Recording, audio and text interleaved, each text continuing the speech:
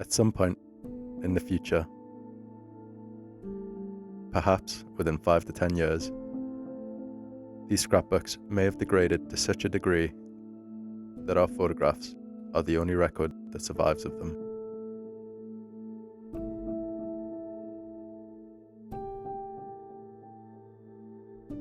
My name is Thomas, and I'm a photographer at Wellcome Collection. The photographs I take serve two main aims.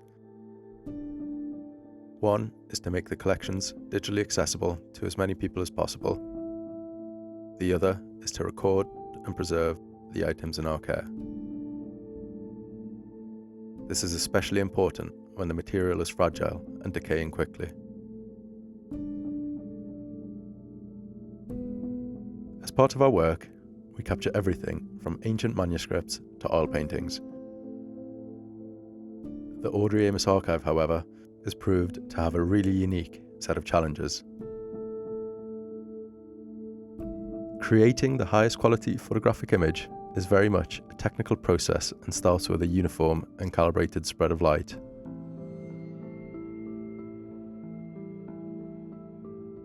When Audrey made these scrapbooks, she used large amounts of adhesive tape and glue to paste the food packaging inside. This heavily deformed the scrapbooks, and the often glossy materials result in mirror-like surfaces that reflect our studio lights.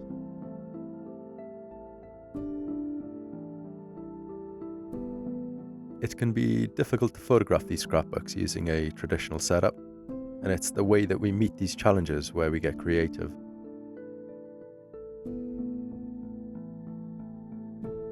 Despite only being around 100 folios, a number of the more extreme scrapbooks have so many letters and items of packaging inside that even when they are closed, they sit at 90 degrees and would naturally fall open. This is a challenge when the idea is to photograph each page as a flat, two-dimensional object. Working with Stefania in our conservation team, we created a custom support that allows me to safely suspend the largest scrapbooks upside down, effectively hovering them above their delicate edges. I then use plastizote blocks to position each page parallel to the camera sensor. The heavy nature of the scrapbooks also meant that maneuvering them into position could potentially upset the support. So we built a special table that would mitigate this, allowing us to move the scrapbook carefully and slowly, reducing the handling of each item. The pages are often deformed, curved and twisted, and therefore no longer lay flat. This can lead to focusing issues, as one portion of the frame is sharp and the rest of the page falls outside the depth of field.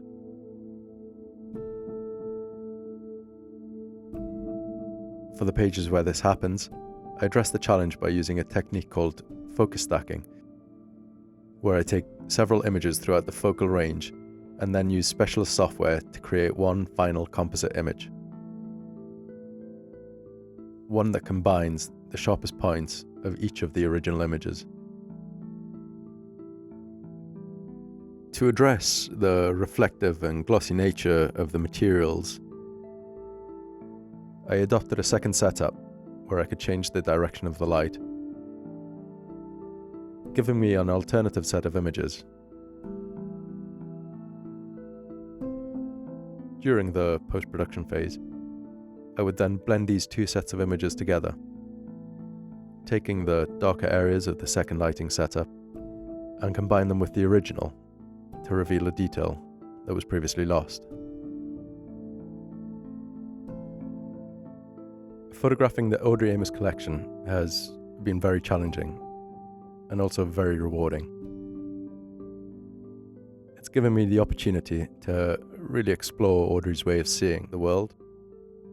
It's fascinating and so profoundly personal. Once Audrey's original material has degraded to such a point that it's no longer legible, her voice could be lost. But this photographic process, these digital negatives, will allow us at Wellcome Collection to preserve and share Audrey's lived experience long after the original items have deteriorated beyond repair.